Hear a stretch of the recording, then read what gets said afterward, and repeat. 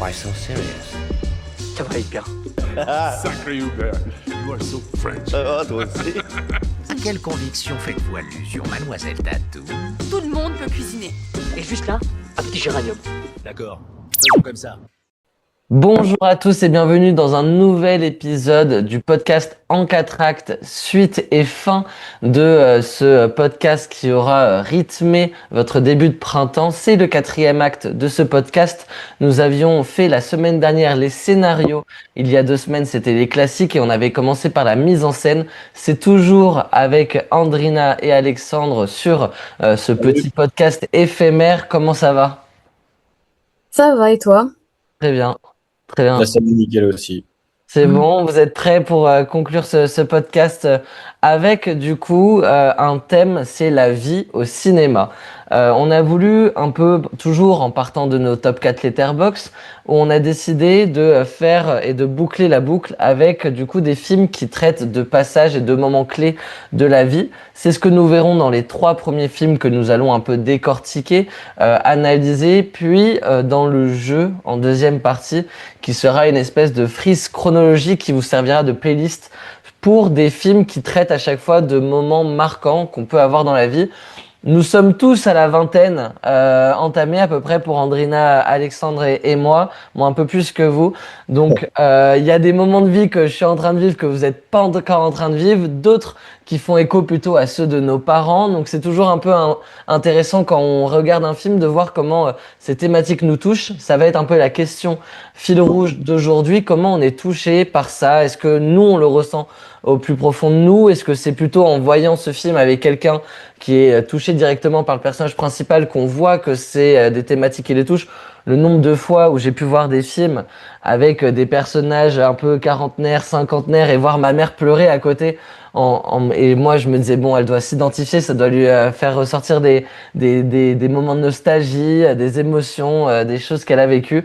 C'est aussi la magie du cinéma et c'est de cette magie dont on va parler dans ce podcast. Dans cette première partie sur le top 4 Letterboxd, nous avons vu 3 films. Je pense que la plupart des gens en ont vu au moins un des 3. C'est le La La Land que présentera Andrina dans un second temps. Avant ça, on ira en 1966 avec un film qu'a choisi Alexandre, c'est Au hasard Balthazar, un film français. Et on finira par Mid 90, qui est le premier film de Jonah Hill à la réalisation. Un film signé A24 qui est sorti à peu près en même temps que La La Land dans ces eaux-là. Mais 2019. Comment 2019. Voilà, donc 2019, ça tend. donc, ouais, c'est ça. Donc on est bien juste après La La Land. Commençons par le commencement avec un film en noir et blanc, un joli film intitulé Au hasard Balthazar, que Alexandre tu avais dans ton top 4 Letterboxd et dont tu as voulu que Andrina et moi voyons voilà, c'est la magnifique histoire de ce film. Complètement, ouais. Je voulais en parler et je voulais vous le faire découvrir parce que c'est une de mes claques de ces derniers mois. Je l'ai regardé il y a quelques mois et je l'avais un peu étudié en cours. Enfin, ce réalisateur, Robert Bresson, d'autres de ses films. Et donc, j'ai vu celui-là et je me suis dit, en fait, ça rentre complètement dans le thème. Donc, en fait, Au hasard Balthazar, ça raconte l'histoire d'un âne qui s'appelle Balthazar, qui va un peu changer de main en main au fil des années et qui va un peu voir son downfall et tout ce qu'il va subir en parallèle de sa première maîtresse qui s'appelle Marie. Mm. Et donc, en fait, à travers cet âne, on va voir tout le vice humain, tout ce que cet âne va subir, la cruauté humaine, la paresse, et en fait, lui, sans jamais se plaindre. Et c'est un peu ça que j'ai trouvé magnifique. Bon, les voix doublées, etc., ça, c'est pas très bien fait. Il y a des défauts. On s'y fait. Voilà. Mais sinon, je trouve que c'est un film très mélancolique et magnifique. Pourquoi il est dans ton top 4 Letterboxd? Toi, qu'est-ce qui t'a touché dans ce film particulièrement? Moi, ce qui m'a touché vraiment, c'est en fait tout ce que l'humain, tout ce que le vice en fait humain remplit et cette indifférence face aux animaux et à cet âne Balthazar. Et je trouve que c'est hyper bien retranscrit Et moi, ça m'a vraiment provoqué des émotions. J'en ai pleuré. Ce film, il m'a vraiment marqué. Notamment la scène de fin, que je vais pas spoiler pour l'instant. Mais voilà. Et vous, qu'est-ce que vous en avez pensé? Andrina, je te laisse commencer. Moi, j'ai adoré, c'était une belle surprise. Bon, oui, c'est vrai que c'est pas très bien fait, c'est ces voix-là, mais on s'habitue, comme tu as dit. Je l'ai trouvé vraiment magnifique. Moi, ce qui m'a marqué, ça a été la mise en scène pour le coup. La manière dont il filme les yeux de l'âne et aussi les visages des personnages qui s'en occupent. On voit la différence d'intention des personnages envers l'âne, mais l'âne, lui, il garde toujours ce même regard. Sauf que nous, le regard, on l'interprète différemment en fonction des personnes qui s'en occupent. Et moi, il m'a vraiment bouleversée. Oui, la scène de fin, elle m'a bouleversée. Quand il est entouré de moutons, là, mais je trouve ça vraiment magnifique. C'est très poétique aussi. Mm. Voilà, moi, j'ai vraiment beaucoup aimé. Il m'a beaucoup touchée. Moi aussi, ça m'a beaucoup touché. Moi, je trouve, enfin voilà, on est sur des films qui sont des précurseurs. Quand on Mhm. parle de cinéma des années 60, c'est vraiment des films où, je pense à l'époque en plus actuelle, c'est des films qui sortent d'une idée et qui n'ont jamais été faits avant. Et moi, je trouve qu'il y a un peu du Pinocchio, un peu dans ce film, dans Ouais. sa trame. Ça m'a fait penser à ça, en fait, le côté où, oui, on voit toute la comme tu l'as dit, tous les défauts de l'humanité à travers même pas les yeux, mais en fait dans la peau limite de l'âne. On arrive Mhm. vraiment à s'identifier à lui et à voir, et je trouve ça brillant déjà l'idée d'avoir fait ce film-là en partant du simple fait que mon personnage principal sera un âne et qui ne parlera jamais du film, et que tout ce qui l'entoure va être des choses belles et à la fois horribles, comme on peut le voir dans Pinocchio ou dans d'autres films un peu qui ont cette construction scénaristique. Mais effectivement, moi, la fin m'a vraiment touché. Voilà, c'est un film, moi je l'ai vu assez tard hier pour absolument l'avoir vu avant l'émission. Et du coup, j'étais bien content qu'il fasse 1h30. Et quand même, au milieu, voilà, je trouvais ça un peu. Mais je pense que c'est vraiment le fait que je l'ai regardé dans ces conditions-là. Mais la fin m'a tellement plu. J'ai trouvé ça tellement beau que, non, franchement, c'est un beau film sur la vie. En fait, c'est Mhm. marrant que Enfin, je suis content que tu l'aies choisi parce qu'on va parler de vie humaine beaucoup plus dans ce podcast. Mais qu'on puisse en parler 10 minutes avant d'aborder ces sujets-là qui nous parlent le plus de la vie animale et de voir d'arriver à autant humaniser une bête qui est considérée de toute façon comme le pauvre âne, comme un pauvre âne. Je trouve ça vraiment magnifique et très intelligemment fait. Donc ouais, vraiment c'est un film qu'il faut, je pense que tout le monde ait vu avant de mourir parce que c'est un très joli film. Il souffre pas trop de son époque. T'as dit oui, il y a le doublage de la voix, mais en fait et puis dans la manière dont Criterion l'a remasterisé, je trouve que ça va super bien. Donc franchement, c'est pas un film qui est compliqué à regarder, où on s'inflige un film en noir et blanc des années 60 qui est compliqué. Non, franchement, ça se regarde vraiment bien. Donc allez voir au hasard Balthazar. On continue avec La La Land. Là, on va y passer peut-être un peu plus de temps parce que c'est un film que tout le monde a vu. Donc, effectivement, pourquoi ce film-là fait partie de notre podcast sur la vie? Parce que on est sur un moment charnière où on reviendra peut-être même sur ce film dans la deuxième partie et dans le jeu. Mais Andrina, toi, tu as choisi de parler de ce film. On en a parlé déjà, on l'a évoqué plusieurs fois depuis le début de ce podcast. C'est un film que tu adores, avec lequel tu as grandi. Parle-nous un peu de La La Land. Alors, La La Land, c'est un film réalisé par Damien Chazelle en 2016, après donc Whiplash. Ce film, il tourne beaucoup autour de la musique et du jazz. On va suivre Mia, du coup, une jeune actrice qui se bat pour percer, pour réussir dans la comédie. Mhm. Elle va rencontrer le Sébastien. pers- Sébastien, le personnage joué par Ryan Gosling, qui lui rêve d'ouvrir son bar de jazz et de faire de la musique, notamment du piano. Et donc, ils vont tomber amoureux, mais il y aura leur carrière professionnelle qui va entrer en jeu Mhm. et donc qui va les faire voilà, basculer un peu. Et voilà, donc c'est une histoire d'amour qui tourne autour de leur carrière professionnelle et c'est sur le coup de foudre, sur les âmes sœurs mais aussi sur la réussite. Et je le trouve vraiment magnifique. Et la fin est parfaite aussi pour moi, je trouve. La bande son est incroyable. Ouais. Le jeu d'acteur, l'alchimie entre les personnages, les couleurs, les plans, l'histoire, tout. On va pas que évoquer ce film par rapport aux thématiques de la vie, on peut se donner un peu plus de liberté. Alexandre, c'est un film extrêmement généreux, qui est une comédie musicale avec une bande son omniprésente signée Justin Hurwitz, un thème qui est déjà un classique absolu, le thème de Mia et Sébastien. Toi, quand tu découvres ce film, assez jeune, du coup, j'imagine, est-ce que c'est un film qui t'a fait aimer le cinéma ou tu as ressenti quelque chose de différent peut-être? Alors tu viens quand même, on le rappelle pour ceux qui débarquent dans ce podcast, dès le 4e épisode, chose à ne surtout pas reproduire chez vous. Commencez par l'épisode 1 et remontez ensuite le temps jusqu'à aujourd'hui. Mais Alexandre, comme tu l'avais précisé dans un dernier podcast, c'est vraiment ton père qui t'a donné l'amour du cinéma et tu as regardé des films de genre extrêmement tôt. Donc peut-être que tu avais déjà une cinéphilie lorsque tu regardes La La Land, mais quel effet va faire sur toi ce film? Ben, un gros changement, finalement, et dans le bon sens du terme, c'est que ce film, il m'a fait un peu passer par toutes les émotions, quoi.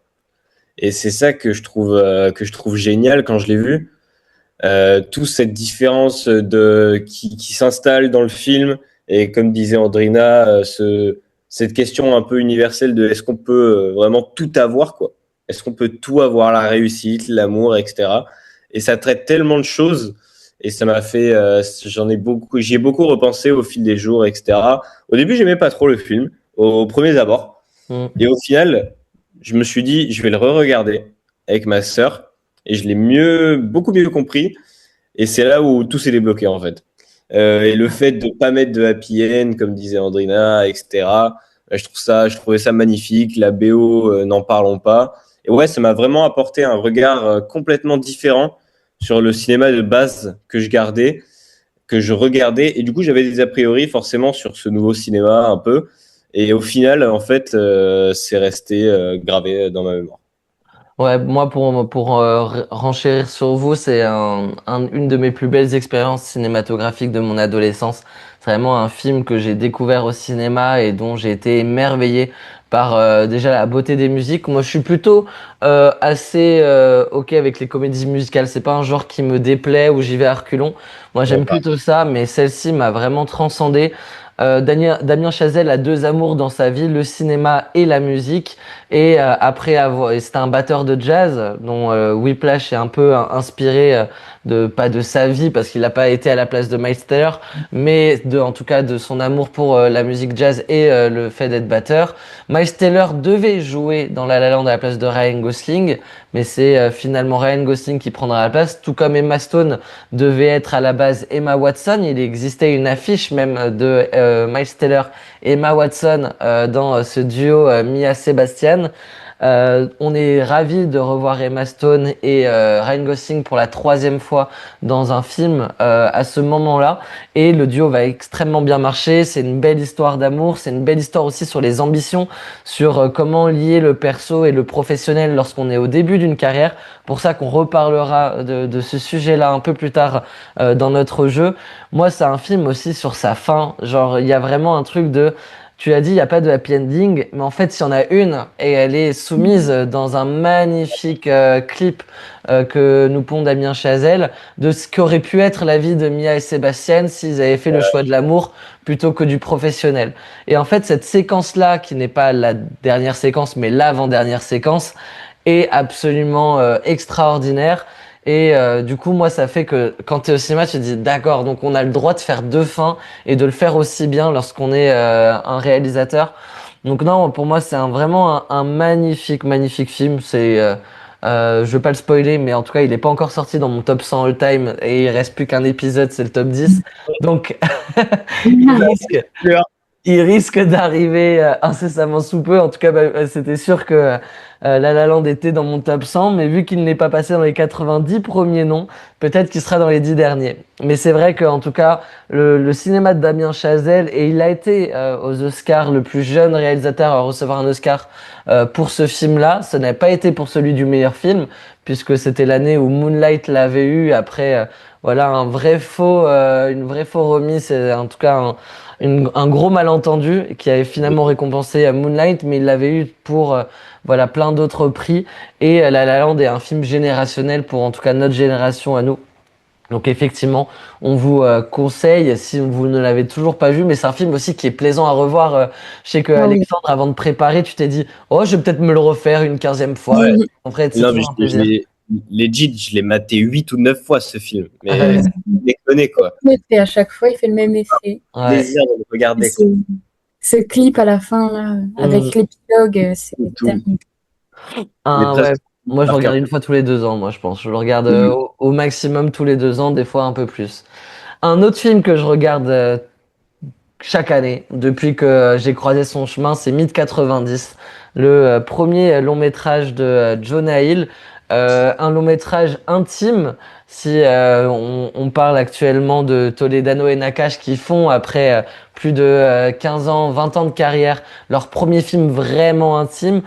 Jonah Hill n'aura pas attendu son premier film pour le faire, avec du coup Mythe 90, inspiré de sa jeunesse californienne dans le monde du skate. Alors c'est un peu le thème du film, et c'est surtout le thème de la fin de l'enfance et le début de l'adolescence. Quand on quitte un peu, je vais le dire vulgairement, mais les jupons de sa mère et l'influence de son grand frère pour trouver ses propres passions, ses propres loisirs, ses propres centres d'intérêt. Se laisser influencer, souvent par les plus grands, ça passe par là, mais en sortant du cocon familial.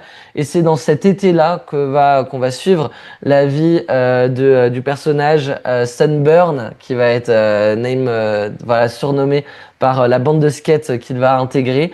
Et c'est vraiment un film sur les premières fois, les premières cigarettes, les premières clopes, les premiers bisous, les premières claques qu'on prend par sa mère quand on se révolte et que voilà, on devient insolent, quand on se rebelle face à son frère. Et moi, c'est un film qui m'a profondément pas touché, j'ai pas été ému aux larmes devant ce film, mais il y a déjà la bande son est absolument exceptionnelle, mais il y a tout ce truc un peu très nostalgique. Moi, c'est vraiment un film qui m'a rendu nostalgique. J'ai pas grandi en Californie, mais j'ai un peu grandi dans ce spectre-là avec des amis un peu plus vieux qui te font passer au skate, qui te font machin, et en fait c'est trop cool. Et le film, il est esthétiquement exemplaire. Je trouve que la mise en scène de Jonah Hill, elle est tellement carrée pour un premier film que voilà. Moi, c'est en plus il fait 1h30 pareil dans la catégorie film à voir assez facilement. C'est un film, ça passe tout seul. Il est bien rythmé. En plus, je trouve qu'au montage, on s'attarde pas trop sur des longues séquences. Je trouve que le film suit vraiment une rythme où on se dit ah ouais, déjà on est déjà sur la conclusion du film. J'aurais pu en regarder 1 heure vraiment facilement. Donc voilà, et c'est du coup tout naturellement quand on a fait ce top 4 Letterboxd, il était présent là-dedans, et du coup pour faire un épisode sur la vie, je voulais absolument que Andrina et Alexandre quittent la fin de ce petit stage à la Bulle, mais peut-être que vous les reverrez par la suite en ayant vu Mythe 90. Chose faite, Andrina, je vais te laisser la parole en première. Qu'as-tu pensé de ce film ? Déjà, j'ai passé un bon moment en regardant ce film. C'est mignon, on s'attache au personnage, à ce groupe d'amis, sur cette scène à l'hôpital où ils sont tous allongés pour attendre. C'est touchant, c'est touchant. Ce qui m'a un peu gênée dans le film, c'est cette première scène où on voit ces deux frères donc se battre, surtout le grand frère frapper son petit frère. Et donc moi, je m'attendais à un approfondissement de cette relation ou à quelque chose de plus axé sur cette relation. Ouais. Et au final, j'ai trouvé que ça a été un peu mis de côté, et du coup, ça m'a un peu frustrée parce que j'ai eu l'impression qu'on m'a promis quelque chose, mais que non, ça n'a pas été très approfondi. Il y a une évolution quand le grand frère revient voir son petit frère à l'hôpital et qu'il lui tend une canette. Donc ça, c'est bien, j'ai trouvé ça émouvant. Mais pas assez, ça n'a pas eu assez d'impact justement parce que la relation, elle a été un peu trop mise de côté. Ok. Voilà, c'est juste ça qu'il imaginait, mais en même temps, le film fait 1h25, donc il n'y a pas forcément le temps de parler du skateboard, du passage de l'enfance à l'adolescence, et en plus d'approfondir Poèmes. vraiment les relations. Surtout Mm. qu'il y a les amitiés qui sont plus approfondies, mais oui, c'est quand même, j'ai passé un bon petit moment devant ce film. Alexandre, qu'as-tu pensé de ce film? Ben, moi, je te remercie, Guillaume. Je te remercie beaucoup. J'ai vu cette émission. Moi, c'est remarquable. C'est remarquable. Franchement, mais je pense que ça fait quelques années que j'ai pas pris une aussi grosse claque. Ah, magnifique. Bah, Euh, vas-y, explique-nous Je pourquoi. déconne pas. En fait, pas. Comme disait Antrina, mais le seul point qui m'a dérangé, c'est que la relation frère-frère ne Mm. soit pas assez développée. Mais sinon, par la nostalgie, comme tu dis, c'est la nostalgie pareil, moi aussi. Il y a quelques années, j'ai grandi dans ce même terrain-là, comme pas aux États-Unis, mais avec mes Mm. potes. On commençait à devenir un peu skater, les mêmes habits un peu, et ça m'a fait du bien, en fait, Ouais. de voir ce film. Moi, c'est vraiment un film qui m'a touché. Mm. Moi, j'en étais aux larmes, sans mentir. La scène avec Sunburn et merde, putain, j'ai oublié son nom. Lequel? Euh, Ruben? Fuck shit? non, Il n'y a pas de surnom. Comment il s'appelle? C'est Ray, non? Ray. Ouais. Exactement. Donc, ouais, la scène avec Sunburn et Ray, quand ils vont tous les deux partir faire un tour de skate après une discussion très profonde sur du Morrissey, bah là, moi là, j'étais conquis. J'étais conquis, ça m'en a fait chialer. Et donc, ouais, en fait, c'est authentique. C'est Mm. ça, sur Ouais. la recherche d'identité, sur ouais, c'est ça, ce sentiment d'appartenance que tu vas chercher quand t'es jeune, et on est tous passés par là en vrai, à essayer de trouver un groupe de pairs qui nous correspond ou pas, Mm. et juste pour avoir des potes quoi. Ouais. Et moi j'ai trouvé ça magnifique. Les 1h22, je les ai vus passer mais en 15 minutes quoi. Mm. C'est délire. Ouais. Ouais. Et ouais, ça a été une énorme claque. Et Ouais. que ça soit filmé au 16 mm comme ça, et à la fin, on arrive à voir le petit film de Fourth Grade. Mm. J'ai trouvé ça génial. Il y a des magnifiques séquences dans ce film. Moi, je pense immédiatement du coup à effectivement cette fin. J'aime beaucoup le côté où voilà, tu magnéto et puis on voit un peu d'un œil différent un peu tout ce qu'on a vu dans le film. J'aime beaucoup aussi l'écriture des personnages, la construction. Moi, je trouve le personnage, un des personnages les plus intéressants en dehors de Sunburn, c'est Ruben, l'autre un peu petit jeune de la bande, mais qui n'a pas de surnom, on l'apprend un peu plus tard dans le film, a une situation familiale extrêmement compliquée et qui lui en fait est un peu bah allez va me chercher de l'eau, voilà donne ton t-shirt quand l'autre il se fracasse, c'est un peu le mal aimé du groupe, mais il y en a toujours un peu comme ça, tu vois, c'est aussi très juste, je trouve, de pas romantiser le fait qu'il y a 5 potes et tout le monde est gentil, tout le monde est sympa. Il y en a un qui, on ne sait pas pourquoi, par manque de charisme, et c'est pourtant un peu lui qui va prendre sous son aile dans un premier temps Sunburn, avant que Sunburn s'affirme un peu plus.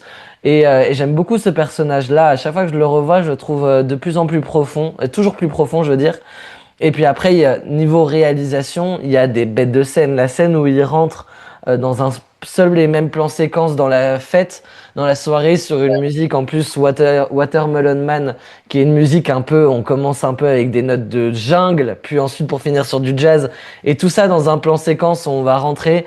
La scène où il est où il est en train de parler à d'ailleurs l'actrice qui joue dans Euphoria, Alex Demi, qui est toute jeune là, c'est avant que Euphoria se lance. Mais en tout cas, cette scène-là et ce dialogue me fait énormément rire en disant comment ça s'est passé, je parle pas de mes histoires, je suis un gentleman.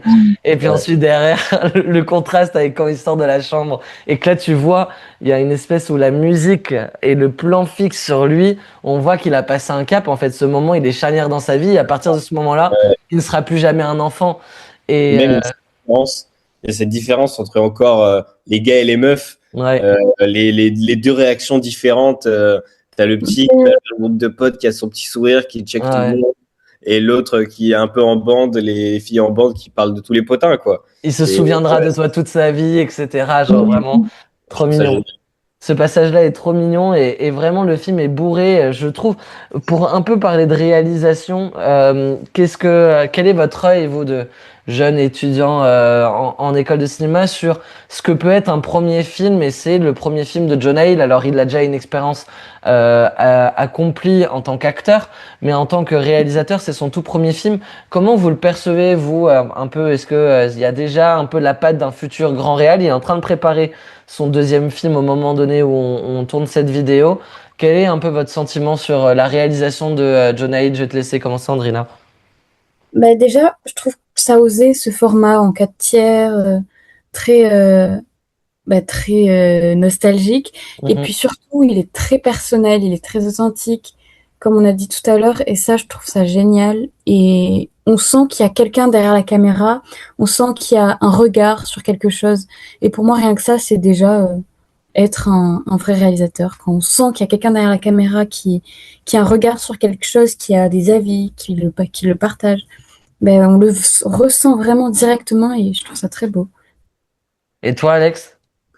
Ouais, je pense que ce réal, il a une autre manière d'approcher les films dans le sens où il va pas chercher, je pense pas qu'il va chercher la mise en scène parfaite, le truc vraiment scolairement carré. Il veut juste, je pense, faire passer soit des émotions ou des messages, des histoires et des moments de vie en fait Hmm. de différents âges. Donc on verra le prochain film, mais je pense que c'est plus dans cette idée et j'espère qu'il va continuer sur ça en tout cas. Bon, en tout cas, on suivra un peu sa carrière de réalisateur si vous le souhaitez, parce que c'est un acteur que vous aimez bien, qui a évolué aussi, même en dehors du jeu et des rôles un peu gras qu'il faisait dans Super Grave, même dans Loup de Wall Street.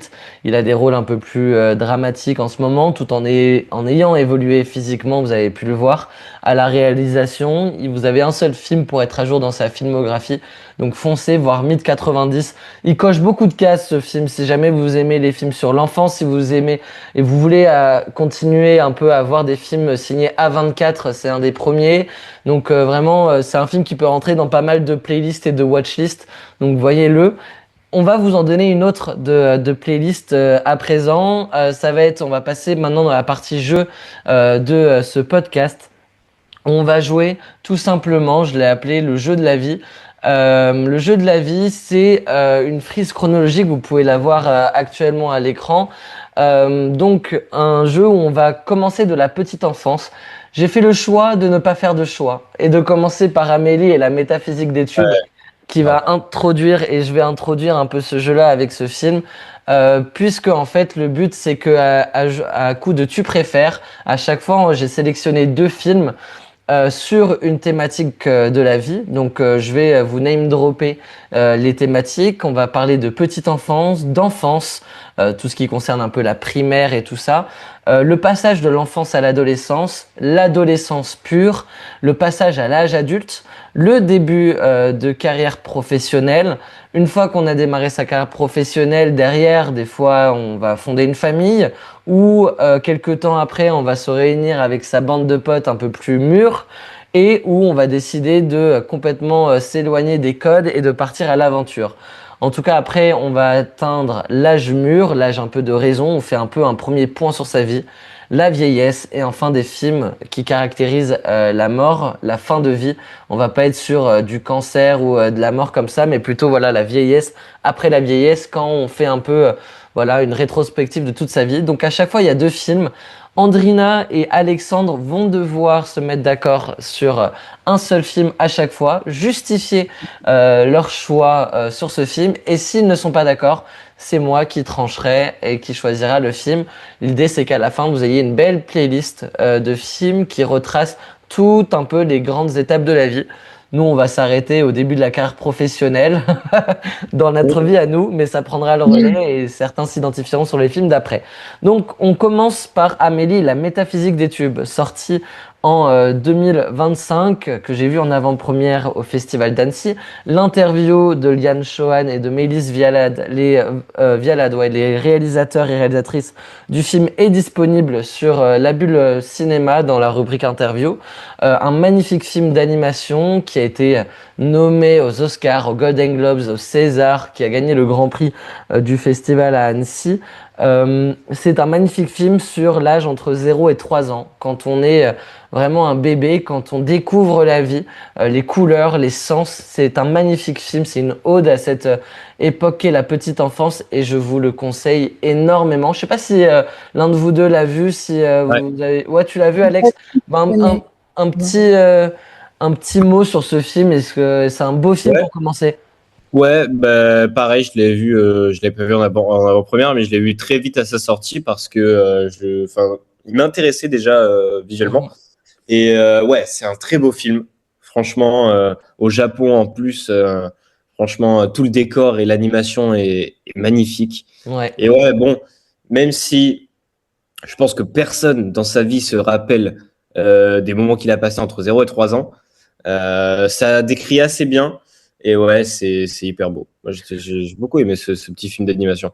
Peut-être que nous, on s'en souvient pas parce qu'on a peut-être eu des enfances, moi pour ma part, en région parisienne ou quoi, mais quand on est Amélie Nothomb, l'écrivaine et dont le film s'inspire de son livre, et qu'on a vécu ces 3 premières années de vie au Japon avant de partir en Europe, peut-être que c'est des souvenirs qui doivent plus marquer que nous quand on grandit en France et qu'on reste un peu dans le même cocon. Il doit y avoir quelques souvenirs marquants. En tout cas, c'est ce que disait Amélie Nothomb en découvrant le film, c'est que ça lui a fait revivre des souvenirs et que ça a vraiment appuyé son livre et que c'est une magnifique adaptation. Je vous conseille à tous de le voir si c'est pas le cas. Un film sur l'innocence, la découverte du monde avec un regard naïf et encore jeune. On va passer à l'enfance et là, ça va être votre premier choix. Puisque dans cette thématique sur la construction de l'identité, c'est la période où on se construit, où on a nos premiers questionnements. Il y a 2 films peut-être qui le traduisent bien. 2 films, la liste est non exhaustive. À chaque fois, j'en ai pris 2 qui m'ont plu moi personnellement et que peut-être que Andrina et Alexandre sont susceptibles d'avoir vu. S'ils n'en ont vu qu'un des 2, c'est pas grave. Moi, je serai en capacité de trancher s'ils ne font pas le même choix. Là, en l'occurrence, c'est Tomboy de Céline Sciamma et Samuel, la magnifique série d'animation dont la saison 2 est en cours de développement. Quel choix tu ferais, Andrina, pour symboliser l'enfance? Je pense que pour une question d'originalité aussi, je vais choisir Samuel parce que je pense que tout le monde est touché par cette série. Tout le monde s'y reconnaît, enfin. Ouais. Pour une fille ou un garçon, qu'on ait vécu dans un pays ou un autre, enfin, je pense que tout le monde s'y reconnaît. Donc, je vais choisir Samuel. Samuel. Alexandre? Bah, je vais te rejoindre, Andrina, et partir sur Samuel aussi, Ok. qui est une magnifique série d'animation dans laquelle tout le monde peut y trouver son compte, finalement, et qui donne un peu quand même, moi, la joie de vivre. Moi, ça me rappelle plein de souvenirs, en fait. Donc, ouais, je vais choisir Samuel. Moi, Allez. c'est vrai que c'est des souvenirs. Bah, c'est vraiment, c'est notre enfance à nous, quoi. C'est vraiment les codes des jeux auxquels on jouait en récréation. Les C'est discussions. c'est un peu la dernière époque sans les téléphones, etc. aussi. Il y a beaucoup d'épisodes parce que c'est une série avec des courts épisodes de 2 minutes, mais qui se regardent en intégralité en 1 heure et demie.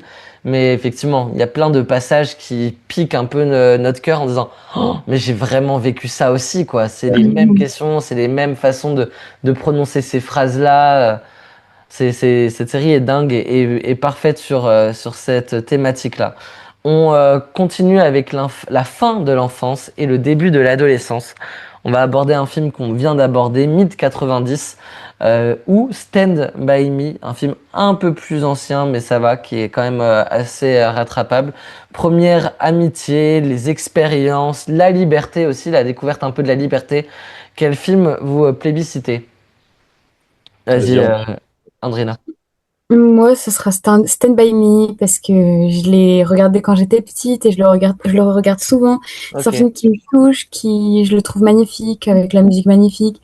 Puis on retrouve des références de ce film beaucoup aujourd'hui avec ses rails de train et ces personnages qui avancent vers ces rails dans la forêt. Moi, j'adore ce film. Il m'inspire beaucoup. Magnifique. Alex? Moi, Stand By Me, il m'inspire rien. Moi, c'est pas du tout ma cam. Pas du C'est tout. vrai J'ai pas aimé ce film. Je sais pas, je le trouvais pas intéressant. Il m'a pas du tout eu. Alors que Mid 90, j'ai la claque. Donc moi, je vais directement partir et bouger vers Mid 90. Bon, bah, moi je peux pas dire autant parce que pour le coup, Ouais. c'est le film que je n'ai pas vu, Stand By Me. Mais je veux pas finir sur une note aussi terrible pour Stand By Me. Andrina a dit beaucoup de bien de ce film. Faites-vous votre Vous avez avis. bien avis personnel. Ah oui, oui, bien sûr, voilà, c'est totalement subjectif de Oui. la part d'Alexandre, vous inquiétez pas. Et voyez, de toute façon, les deux films sur cette thématique, si je les ai mis en avant, c'est que c'est deux films qui sont un peu des références, surtout pour le coup Stand By Me, qui en est une, parce que plus ancrée dans le cinéma que Mid 90, qui est plus récent. Mais moi aussi, mon cœur bat pour Mid 90 et je peux pas ne pas le mettre.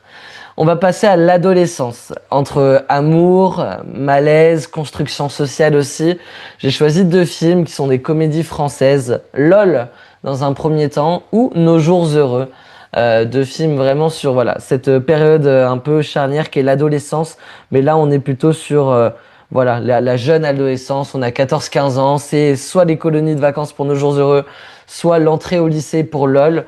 Alex, je vais te laisser commencer. Lequel des deux tu choisis? Alors moi, je vais largement, mais largement choisir Nos jours heureux.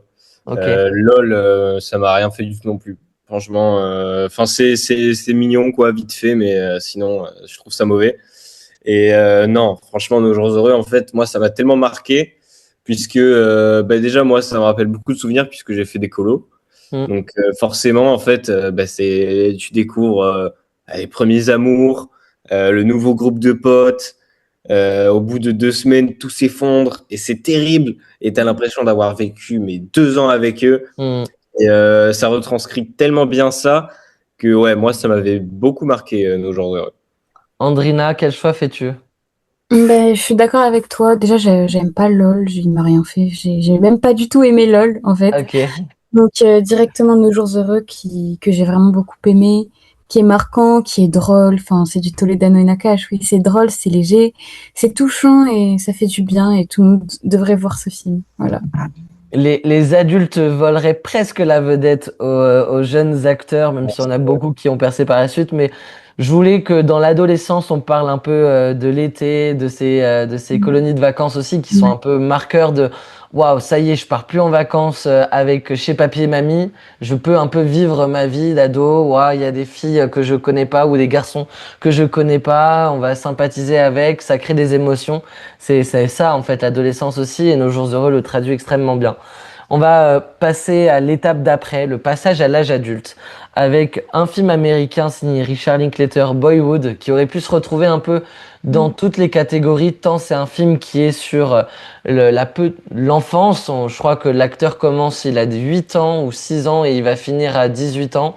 C'est 10 ans de tournage pour ce film-là et pour tous les acteurs, sur vraiment tout ce passage, mais il y a quand même une bonne partie sur voilà, on a fait toute l'enfance, maintenant il est temps un peu de s'émanciper et d'entrer dans le réel. Leurs enfants après eux est un film qui est sorti l'année dernière ou l'année d'avant. Produit, enfin c'est les frères, je sais plus comment ils s'appellent, qui avait fait de l'année du requin. C'est produit par Gilles Lelouch qui a un second rôle dans le film. C'est un magnifique film tiré d'un livre de Nicolas Mayeux sur justement un peu les personnes, les enfants ou les adolescents qui vivent voilà, dans les campagnes. On est du côté de Metz, je crois, pour leurs enfants après eux. Et c'est un peu des films là-dessus, sur le choix de vie ou les choix qu'on ne fait pas. Dans ces cas-là, quel est le film que vous souhaiteriez mettre dans cette frise? Déjà Andrina, Ben, j'en ai vu aucun des deux. Ok, Ce que je peux dire, c'est que celui qui me tente le plus pour le voir là, par exemple, tout de suite, ce serait Boyhood. Donc voilà, mais sinon, ok. j'en ai vu aucun des deux. Donc. Alex? moi je vais largement partir sur Boyhood. Ok. Leurs enfants après c'était 2024, non? 4? Ouais, Ouais. peut-être c'était ça avant. Un des pires films de l'année pour moi. Oh non, non, Ah, non, je peux si. pas te laisser dire ça, il est Ouais, exceptionnel. Elle voit ma note Letterboxd, moi j'ai mis 1. Non, mais c'est fou. C'est fou. Moi, j'ai mis Mais 5, je crois. 5? Oh, le Moi, j'ai mis délire. 4,5 ou 5. J'ai trouvé ça magnifique. Ah, je trouve que le film souffre tellement. Il souffre tellement de sa mise en scène, de son jeu d'acteur. Et ah ouais, si. Ah ouais, moi Ah. il m'a fait mal. Moi, il m'a On fait sera pas d'accord là-dessus, hein. Ah, parce que Ah moi, ouais. j'ai trouvé ce film. Mais du coup, c'est pas grave. Tu vas mettre Boyhood. Ouais, je vais Mais être Bollywood, voilà. Mais donc ouais, moi ça j'ai pas du tout aimé. ouais. Putain, c'est Pas fou du que tout t'aies aimé. pas aimé leurs enfants après eux. Oh, je trouve que Gilles Lelouch est monumental dans ce père-là. Je trouve que il y a un Saïd El Alami que vous avez pu découvrir dans La Pampa, qui est un peu une des révélations, qui a aussi un super rôle. Et puis C'est bon tout la pampa, mais pas ça. ah Pas ça. ouais, punaise, je trouve la mise en scène, je la trouve très belle. Ah non. Oh, et ben J'ai voilà, et ben c'est intéressant. pas ça le cinéma. Ouais, je vous invite vraiment à le voir parce que c'est ça le cinéma. C'est un film qui nous a radicalement opposés pour Alex et moi. Mais en tout cas, parle-nous de ton choix du coup pour Boyhood. Pourquoi tu mettrais celui-là? Ouais, ben moi, du coup, forcément, je mettrais plus celui-là que Leurs enfants après eux, mais juste parce que c'est magnifique et ça me rappelle des souvenirs aussi parce que je l'ai regardé avec mon père et ça a très vite fait marqué un peu mon enfance, Mm. enfin plus mon adolescence, mais non, c'est un film que j'ai beaucoup aimé, pas forcément adoré, mais je trouve qu'il marche très bien dans ce passage à l'âge adulte. D'accord, ok.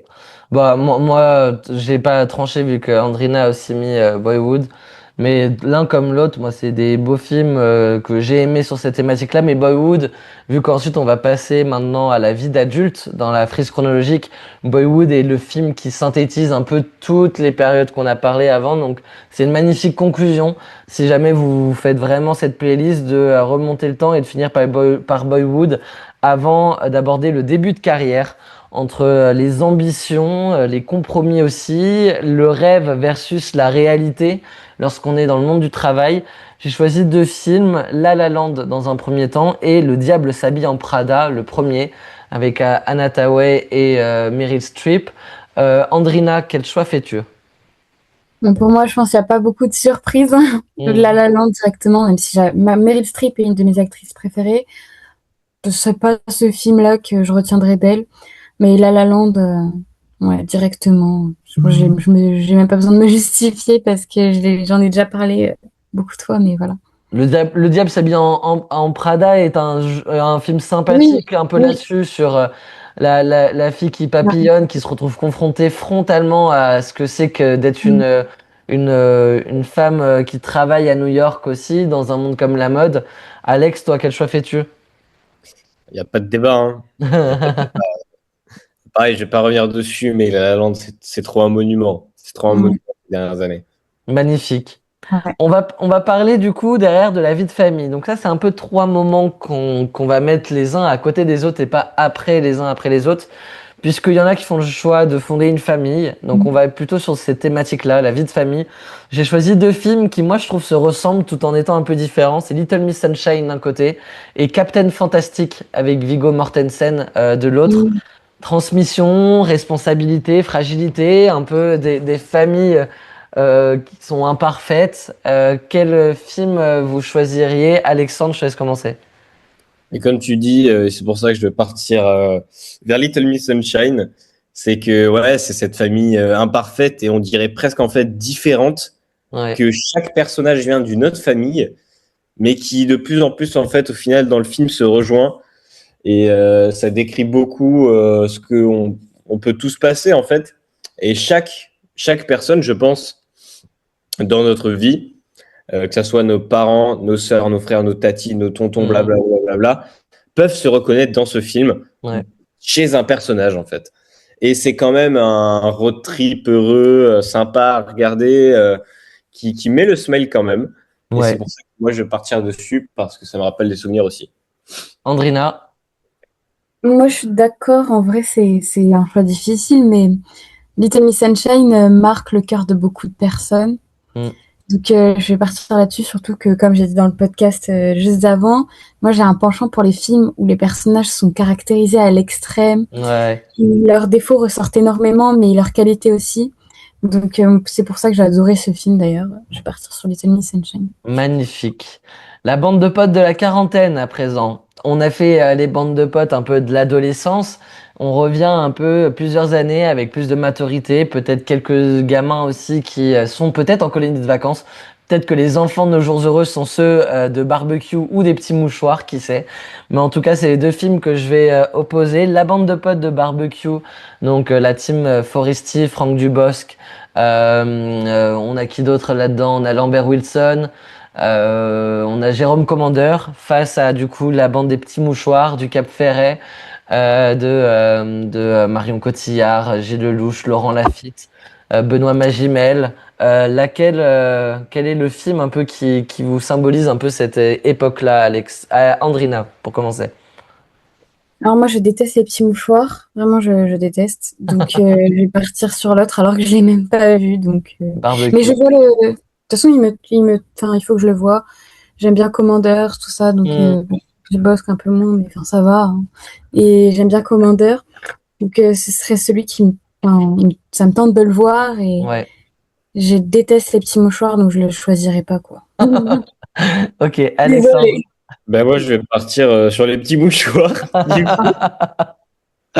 moi, j'ai trouvé génial. Ouais, Franchement, déjà, franchement, moi, ça m'évoque trop de choses puisque le Cap Ferré, enfin, je suis de Bordeaux depuis tout petit, donc c'était forcément, vacances. ça, je reconnais. Et non, c'est génial, c'est drôle. Et moi, je passe un super bon moment avec mes parents devant, ma sœur, etc. Et je l'ai montré à déjà plein de potes. Et non, c'est excellent. Moi, je veux un peu être comme ça. Enfin, pas comme les personnages forcément, mais dans cette idée, quoi. Moi, je Ouais. trouve ça génial. Moi, je vais peut-être partir sur les petits mouchoirs parce que je trouve que c'est. Alors, les deux, il y a une suite aux deux. La suite de Barbecue qui s'appelle Plancha est absolument nulle et c'est un film à ne pas voir. Alors que Barbecue était sympathique. C'était vraiment un chouette film. La bande est sympa. Il y a une scène assez mémorable de la sangria dans Barbecue dont on a déjà mis un extrait sur La Bulle et qui est un grand moment de rire. Mais Les Petits Mouchoirs et du coup la suite Nous finirons ensemble sont vraiment deux films qui moi aussi m'ont assez marqué par mon enfance aussi sur près du bassin. Donc c'est assez naturellement que je vais pencher pour la bande des Petits Mouchoirs. Désolé Andrina, qui va s'arrêter là dans la playlist ou qui sautera cette étape-là. C'est pas grave parce qu'Andrina va peut-être faire le choix de pas partir avec sa bande de potes de la quarantaine, mais pour partir à l'aventure entre Nomadland, un film de Chloé Zhao, Oscar du meilleur film il y a pas si longtemps, et Into the Wild, réalisé par Sean Payne, des films sur la liberté, sur la quête de sens dans sa vie, la solitude aussi. Quel est le film qui caractérise le mieux ça, d'après toi, Alexandre? Moi, je vais partir perso sur No Man's Land Ok. par rapport à Into the Wild. J'adore Chloé Zhao. Franchement, ce film, c'était enfin, comment dire, c'est une prise de risque. C'était vraiment une prise de risque. Et elle a trop bien réussi, franchement. J'adore ses films et je le trouve magnifique. Ce truc un peu de contemplation, on s'aventure, mais pas trop dans ce monde. Et ouais, ça a été une belle claque contemplative. Et même ce dernier film, là, Hamnet, etc. Enfin, bref, ça c'est une autre histoire, mais très très grande réalisatrice. Toi, Pardon. non, c'est bon. Toi, de ton côté, Andrina. Moi, j'en ai vu encore aucun des deux, malheureusement. Ok. Donc, je ne sais pas. Les deux me tentent l'un autant que l'autre. Ouais. Et ben voilà. Et moi, ce sera Into the Wild. Donc, c'est toi qui vas devoir trancher, Andrina, malheureusement, pour me dire lequel des deux tu aurais le plus envie de voir entre Nomadland et Into the Wild. Je sais pas. Je sais pas du tout. Moi, je vais prêcher pour Into the Wild alors un peu plus parce que Into the Wild, moi, m'a vraiment bouleversé. J'ai trouvé que c'était un immense film sur un personnage profondément solitaire et qui a envie de mener son petit bout de chemin, quand bien même il pourrait rencontrer l'amour sur le chemin. Sa quête de liberté est plus forte que tout. C'est un personnage qui, en plus, me fait penser, mais ça c'est très personnel, mais me fait penser à un copain à moi qui est toujours de ce monde, mais qui est un peu, qui lui ressemble physiquement. Et effectivement, moi, c'est un film, quand je l'ai vu, et ça faisait longtemps que je devais le voir, parce qu'Into the Wild, on a tous un peu comme Little Miss Sunshine, c'est des films, on connaît tous la jaquette du film, on sait tous, on l'identifiait. Et Into the Wild traînait dans ma watchlist depuis plusieurs années. Et quand je l'ai vu là, il y a 2 ans, ça m'a bouleversé, ça m'a marqué. La fin est dingue. Enfin, ouais, franchement. Et Nomadland, je me suis un peu plus emmerdé. Je me suis un peu plus emmerdé. Alors, j'adore Frances McDormand, mais le film est beaucoup plus contemplatif, je trouve. Donc voilà. Qu'est-ce qu'on choisit alors? Hein, hein. Franchement, je ne saurais pas trancher vu que j'en ai vu aucun des deux. Bon, allez, Euh, on va se garder les deux. Vous aurez le droit de, on a le droit, c'est notre jeu, de toute façon, on s'en fout. Donc, ouais. on va se bien raison. garder Nomadland et Into the Wild, double dose d'aventure, avant de repartir sur la cinquantaine et un peu plus, avec des films sur les crises existentielles, sur la remise en question. J'ai pris un film français et un film danois avec Drunk et La Belle Époque, un magnifique film avec notamment Daniel Auteuil. Quel choix tu fais, Andrina, sur ces deux films pour parler un peu de cette cinquantaine, soixantaine de crise existentielle, un peu de crise? Alors, j'ai beaucoup aimé La Belle Époque. Vraiment Ouais. très original, plutôt bonne mise en scène, etc. Mais Drunk, je ne l'ai pas vu, mais alors il me tente vraiment beaucoup. Je connais pas sa mise en scène, je connais pas comment c'est réalisé, mais par le principe, j'aurais peut-être plus dit lui, Ouais. mais je l'ai pas vu, donc mais je vais partir sur Drunk du coup quand même. Je prends un Ok. risque parce que je l'ai même pas vu, mais Alex? il me l'avait. Pareil, je vais partir sur Drunk avec ouais, Matt Mikkelsen, Ah, voilà. énorme. Et en fait, ouais, on part vraiment d'un constat, mais débile, quoi. Mm. Enfin, c'est vraiment pas le cadet des soucis de ce monde, mais en fait, on l'assume jusqu'au bout. Oui. Et c'est pour ça que je trouve ça génial.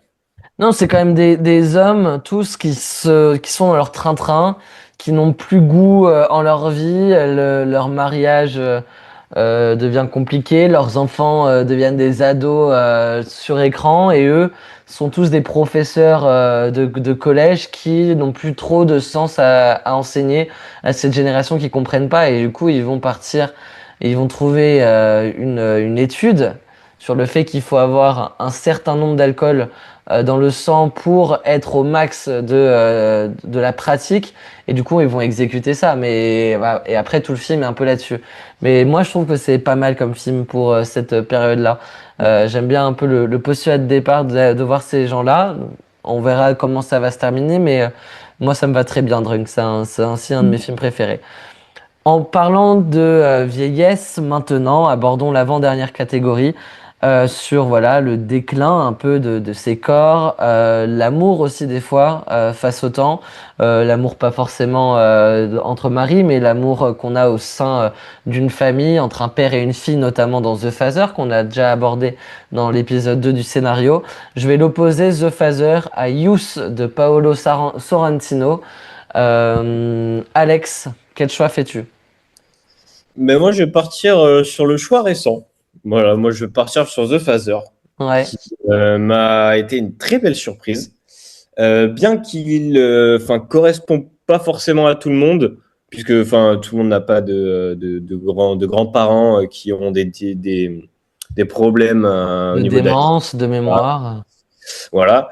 Mais je trouve qu'il le retranscrit tellement bien. Et quel putain de jeu d'acteur. Mm. Franchement, on bipera, hein, le putain, mais il Non, faut on quand le même bipera le pas. dire, quoi. Non, c'est un délire. C'est un très, très, très, très, très grand film de ces dernières années. Donc, c'est pour ça que je vais partir sur celui-là. Andrina. Moi aussi, je serais partie sur celui-là, mais peut-être que pour diversifier, Youth aussi est vraiment pas mal. Et comme ça fait plus de films à regarder, vu qu'on a déjà parlé de The Phaser. Ouais. Donc voilà, mais The Phaser, c'est vrai qu'il est vraiment Donc tu fais quoi incroyable. alors? Tu mets News? Ouais, je mets Youth. Ouais. Ouais. Allez, moi, bah, je vais prendre le même. Je vais prendre comme toi. Je vais prendre comme toi. Je vais faire Youth aussi parce que The Phaser, on vous a déjà incité à le voir et vous le verrez de toute façon à un moment donné ou à un autre. Youth, qui est un film italien mais avec des acteurs américains, Harvey Keitel et Michael Caine pour les nommer. C'est peut-être le film le plus Wes Andersonien du cinéma de Paolo Sorrentino parce que il s'amuse avec la symétrie de ce décor suisse. On est vraiment deux hommes en pré-retraite qui font un peu voilà le bilan de leur vie. C'est très marrant, c'est un rythme assez impressionnant, assez marrant. Il y a Paul Dano aussi qui fait une apparition dans le film, donc voilà, vous le verrez peut-être à plusieurs reprises si vous voyez tout ça dans l'ordre chronologique avec Little Miss Sunshine. Mais en tout cas, c'est un chouette film qu'il faut avoir vu, je pense, Youss, parce que au niveau de la mise en scène, des décors, c'est absolument monumental. Et puis, on a toujours un peu cet humour-là, cette magie qui opère dans les films de Paolo Sorrentino. Donc, You, c'est un bon film sur la vieillesse. On va finir avec La Mort. La Mort, et peut-être que vous n'avez pas vu ces deux films, peut-être que vous n'en avez vu qu'un. Si vous avez vu les deux, bravo, mais c'est des films totalement différents. Amour de Michel Haneke, sorti en 2012, et Eternity, film tout récent sorti fin d'année dernière en France, sur la vie après la mort, avec un casting composé de Miles Taylor, Callum Turner, Elizabeth Olsen. Quel film vous plébiscitez sur voilà ce sujet du bilan, la sens de la vie, de l'héritage? Alors, moi, j'ai pas vu Eternity, mais j'ai vu Amour. Ouais. Et j'adore Haneke. Donc, je vais partir sur Amour. Parce que déjà, enfin, il est vraiment incroyable. J'ai trouvé incroyable. Mhm. Il parle pas beaucoup, mais il dit beaucoup de choses quand même. Et il m'a beaucoup touchée. Je vais partir sur Amour. Ok, Alex? Ben, je vais rejoindre Audrina. Je l'ai pas vu malheureusement, Amour. Ouais. Mais Haneke, j'ai vu Funny Games, qui est un monument de son cinéma et même de son époque. Donc, je vais partir sur Haneke. Et donc Amour. Voilà. Et c'est celui qui tente le plus. Et ben vous finirez du coup cette playlist sur Amour, pas besoin de trancher. Eternity est un film à voir. Moi j'ai adoré ce choix un peu de oser montrer la vie après la mort. Il est avec des acteurs qui sont exceptionnels dans un triangle amoureux vraiment marrant. C'est vraiment le scénario est dingue et je vous l'enverrai les copains. Je trouverai un moyen que vous le voyez. Ça c'est en off. On va éviter de parler de piratage.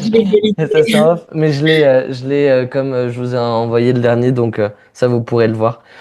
Mais ouais, voilà. Ok. Je reprends. Recut. Donc c'est sur l'amour que va finir. On va la refaire en entier. On commence par Amélie et la métaphysique des tubes. On poursuit avec Samuel avant d'aller en Californie pour Mid-90. On continuera en colo de vacances pour Nos jours heureux. Puis on fera un peu le deuil de cette enfance avec Boyhood. Direction, on retourne en Californie avec La La Land, suivi de Little Miss Sunshine une fois qu'on a fondé une famille. Mais on quittera un peu tout ça pour aller peut-être aussi partir en vacances avec notre bande de potes des petits mouchoirs. Pour partir à l'aventure, vous avez deux choix. Nomadland ou Into the Wild. Vous voyez, si vous préférez le point de vue féminin ou masculin aussi, ça peut être intéressant sur ce qui est de partir à l'aventure, d'avoir un peu ces deux points de vue avec de grands acteurs. On ira du côté de Drunk, mais à consommer avec modération. Youth, pour finir en Suisse, dans un magnifique chalet suisse, Notre Vie. Et Amour, si jamais vous voulez une fin en amour avec cette histoire d'amour de Michel Haneke. Merci à vous deux, Andrina et Alexandre, pour ce mois avec moi. On espère vous revoir sur la bulle en tant qu'invité ou quoi. En tout cas, je pense que nos chemins vont se recroiser. Peut-être Alexandre dans le micro-trottoir de l'année prochaine, vu que c'est un fidèle client depuis 2 ans là-dessus. En tout cas, merci pour votre travail à tous les deux sur ce podcast et sur tous les contenus qui vont sortir autour de YoYo Vidéo. On vous prépare 2-3 vidéos, voilà, un peu dans un vidéo club, 2-3 jeux aussi qu'on a fait tous ensemble qui sortiront un peu plus tard dans le printemps et au début de l'été. Un grand merci à vous deux en tout cas pour votre travail et puis pour votre sympathie.